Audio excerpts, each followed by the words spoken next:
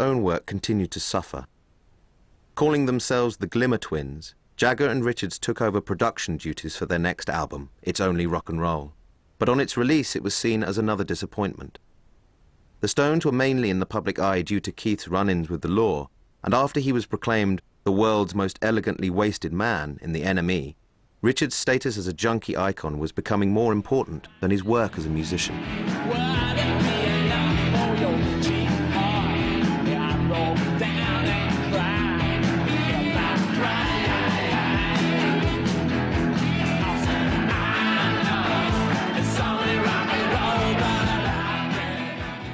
Well, they've been going a long time. It's a long period to remain bang in focus the whole time. I think with It's Only Rock and Roll and the albums that come after it, you have the sound of the Stones when the Jagger-Richard relationship has broken down. Jagger is more interested in society than being forced to sing rhythm and blues. And Keith is becoming increasingly stoned, which probably reflects disenchantment as much as anything else.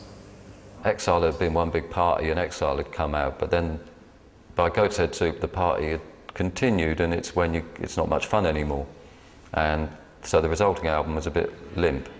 It's Only Rock and Roll. By now, Keith is this elegantly wasted dental nightmare, and it's true that the music was now taking second place to what's he getting up to, falling asleep on the old grey whistle test, all the classic Nick Kent reported stuff, all the stories, an image that was adapted by a lot of the people who would later get into punk rock.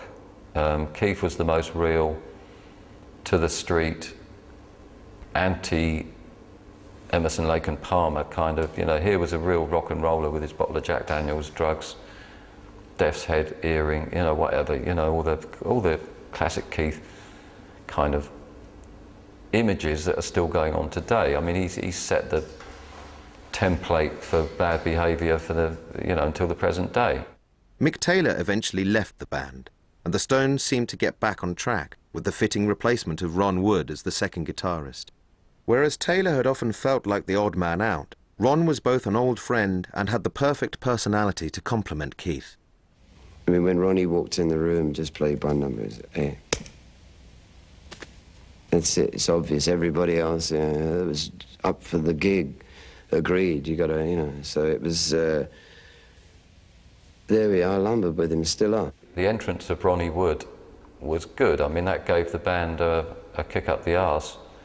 I think if they got in one of the more academic guitarists, the Americans like Al Perkins, Harvey Mandel, who appeared on tracks, they were very good guitarists, but they weren't Rolling Stones, they weren't English, they weren't from the same background, I wouldn't have lasted. It was, poles apart, even more so than Mick Taylor. So Keith finally had a playmate when Ronnie joined. Mick Taylor never fit. He's on good records, though. He's on some good records. But he was really never part of it, was he? Whereas Ron really is. And that's because Ron, Mick Taylor was not Brian Jones. He was, the type of the adept studio blues player. Guy really liked to sit there and practice a lot and learn all the licks. I don't think that Keith practices that much. I think he just depends on his sense of timing and crude knowledge. And I think that was true 30 years ago, too. Although Wood brought a new cohesion to the band, Richards was still struggling with his addiction, with terrible misfortune, and with the law. In May 1976, Richards crashed his car, and a police search discovered LSD and cocaine. That June, his young son, Tara, died unexpectedly. The following year, Keith and Anita were busted in Canada 3 days apart, and this time his charge was far more serious. He faced a life sentence for possession of enough heroin to suggest trafficking. Yet whilst awaiting trial, Keith and the Stones recorded the album Some Girls.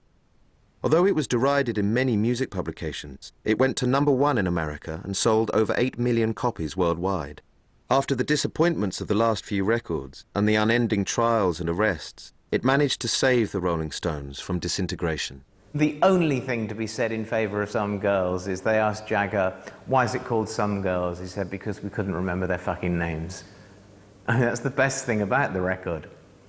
I can't even remember a track on it, to be honest. Is Beast of Burden? Okay, that's not bad. But, you know, it's not a record. I haven't played it in 20 years. It's not a record or an era of the Stones that I hold in any affection. Still appearing at various court dates, Keith and Anita were unexpectedly helped by the American government, who admitted the couple into New York to have treatment for their heroin addiction. I was down and out there in Canada, in Toronto, stuck there, right?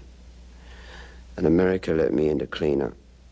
And they gave me a medical visa to clean up. And I think, and that amazed me, you know, because you don't ever expect from governments the helping hand, you know? The whole affair ended with the Canadian courts giving Keith a year's probation and ordering him to play a concert for the blind. Back in the Stones again, and now separated from Anita, Keith was free to take his band by the reins once more. Yet as work began on the next album, Emotional Rescue, a rift seemed to have permanently been drawn between Richards and his writing partner, and a return to the good old days seemed unlikely. I started doing my Keith interviews in 1980, and they'd just done Emotional Rescue, and there'd been a massive battle between Mick and Keith about this track called Dance, which Mick had put vocals on, Keith wanted the backing track. This led to Keith then saying he wanted his own song on. It was always the battle of the album for Keith to get his own song, and finally it was accepted that from Let It Bleed onward, Keith got a track, just like he gets to sing his track at the gigs. And his one on that was all about you, and everyone thought it was all about them. Sick and tired of hanging around with dogs like you. And this gave Keith, he got a lot of acclaim for that, because it was probably the best track on the album. This pattern developed that Keith's track was the best track on the album. This went on through Voodoo Lounge and Bridges to Babylon. It was always the most real track after you'd had Mick's gamut of voices, you know. You got Keith at the piano normally wheezing out this ballad, and it was pure soul. So the Great Divide was beginning around about 82, 83. You know, they started writing songs together in 1964. That doesn't mean that they're still going to be writing great songs together in 84 or 94 or 2004. Lennon and McCartney's productive period of writing together was very short. Elton John and Bernie Taupin's period was probably quite short. Even Bacharach and David went their separate ways and wrote with other people. Because these two individuals were still locked in the same band, it was perhaps difficult for them to find other writing partners. I mean, it's always said that they need each other, and in a way I guess that's true, but they also needed more than each other. The songwriting inspiration clearly ran out somewhere down the line. Like in 1974, when he had first worked with Ronnie Wood, Richards began to look outside of the band for more inspiration. After the release of his first solo single, the Chuck Berry cover Run, Rudolph, Run, Richards began to work with a number of diverse artists in various capacities. Keith always loved his heroes, you know, from Chuck Berry to Muddy Waters, so I think he found a genuine thrill